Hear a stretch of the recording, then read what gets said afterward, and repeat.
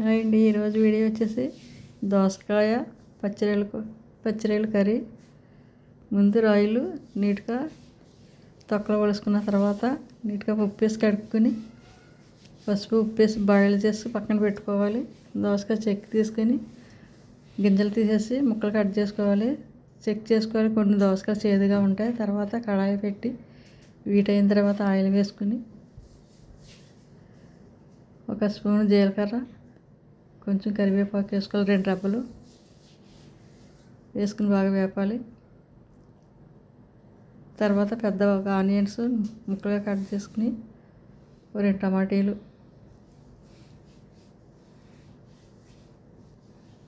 ఇక దోసకాయ ముక్కలు రొయ్యలు అన్నీ రెడీగా పెట్టాను నేను బాయిల్ చేసి. తర్వాత ఇప్పుడు ఉల్లిపాయ ముక్కలు వేసుకోవాలి.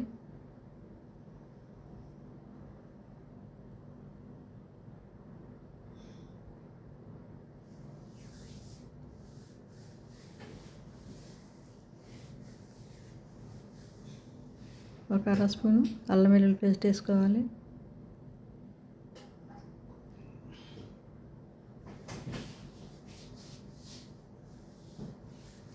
బాగా ఫ్రై చేయాలి.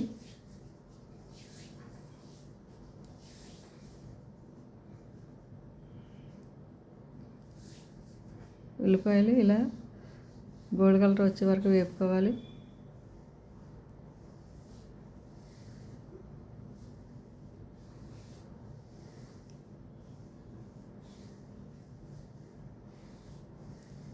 ఇప్పుడు రొయ్యలు వేసుకోవాలి.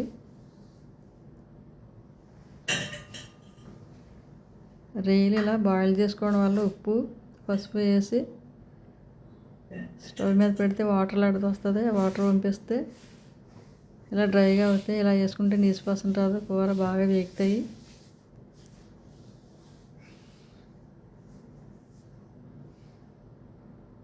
మూత పెట్టి 2 టమాటీలు కూడా వేసాం కదా, మగ్గుతాయి. ఇప్పుడు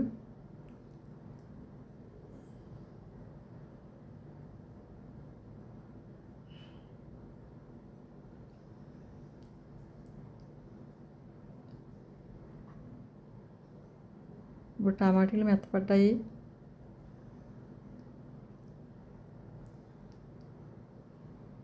ఒక చిటికెడు పసుపు వేస్తున్నాను. ముందు మేము రొయ్యలు బాయిల్ చేసినప్పుడు పసుపు వేసాం కదా, మరి ఎక్కువ వేసుకోకూడదు, మళ్ళీ పసుపు వాసన వస్తుంది.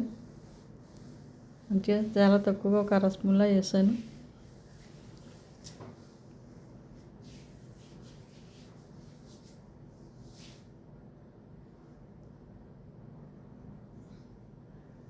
ఇప్పుడు దోసకాయ ముక్కలు వేసుకోవాలి.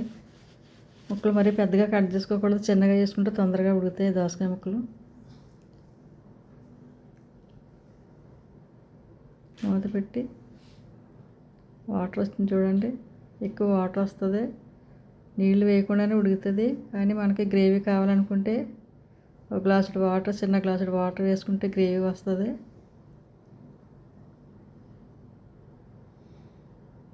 ఒక స్పూను సాల్ట్ వేసుకున్నాం.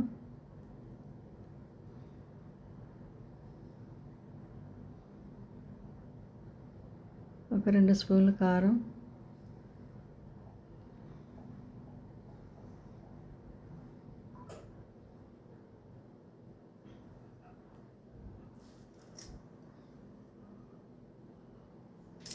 బాగా కలపాలి.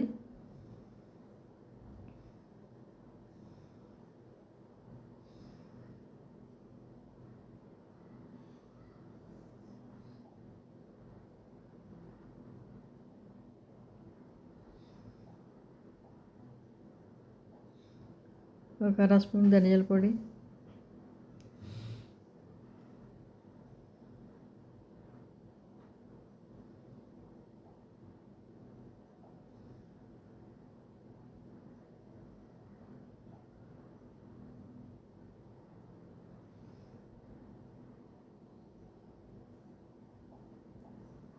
ఒక చిన్న గ్లాసులు వాటర్ వేసి కలుపుకోవాలి. వాటర్ వేయడం వల్ల కారం వాసన, ధనియాల పొడి వేసాం కదా, ఘాటుగా ఉండకుండా గ్రేవీలా వస్తుంది, మెత్తగా ఉడుకుతుంది. 1 నిమిషం మూత పెట్టుకుని చాలా మంచి ఉడికిపోయింది.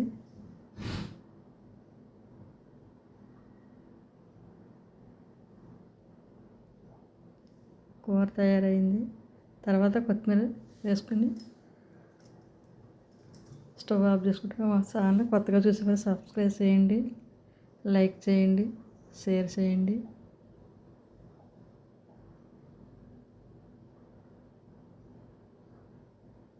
కూర రెడీ అయిపోయింది.